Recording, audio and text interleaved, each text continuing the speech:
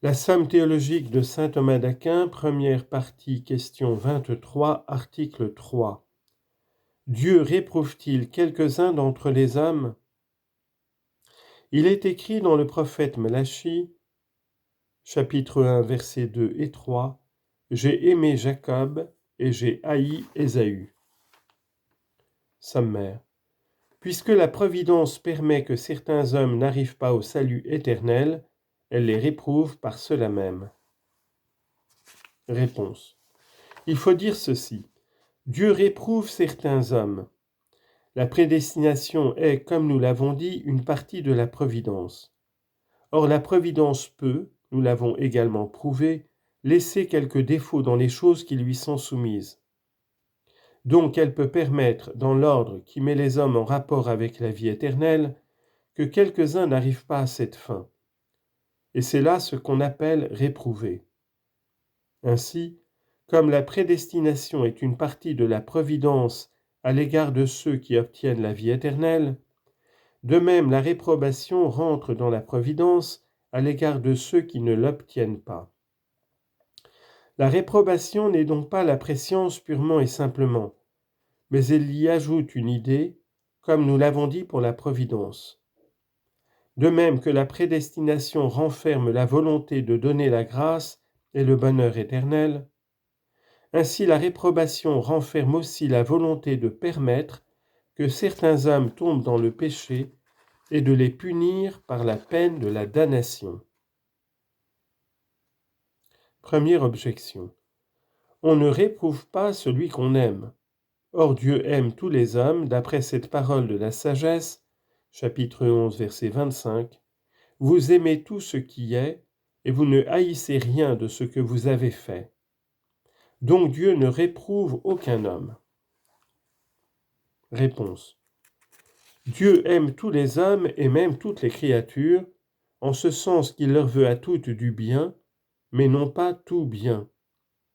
Or, quand il ne veut pas à certains hommes le bien qui est la vie éternelle, on dit qu'il les hait et les réprouve.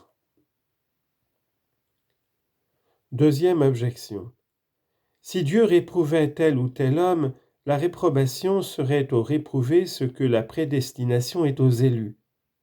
Or, la prédestination est la cause du salut des élus. Donc la réprobation serait aussi la cause de la peine des réprouvés.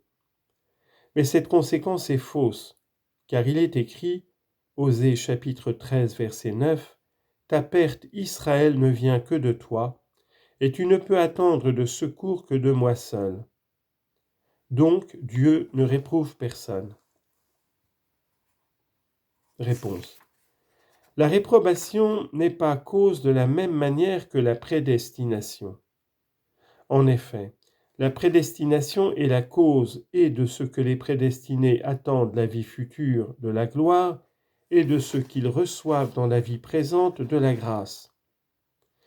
Mais la réprobation n'est pas cause de ce que fait le réprouvé dans cette vie du péché. Elle est seulement de l'abandon de Dieu, puis de la peine dans l'autre vie. Le péché vient donc du libre arbitre. Il a sa source dans la volonté de l'homme réprouvé et délaissé de la grâce. Voilà comment se vérifie la parole du prophète, « Ta perte, Israël, ne vient que de toi. » Troisième objection. On ne doit pas imputer à l'homme ce qu'il ne peut éviter. Or, si l'homme est réprouvé, il ne peut éviter sa perte éternelle.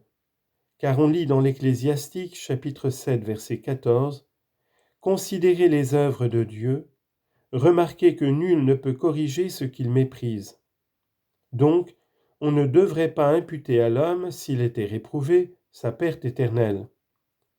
Mais on ne saurait admettre cette conséquence, donc Dieu ne réprouve pas l'homme. Réponse. La réprobation n'ôte rien au pouvoir qu'a le réprouvé de faire son salut.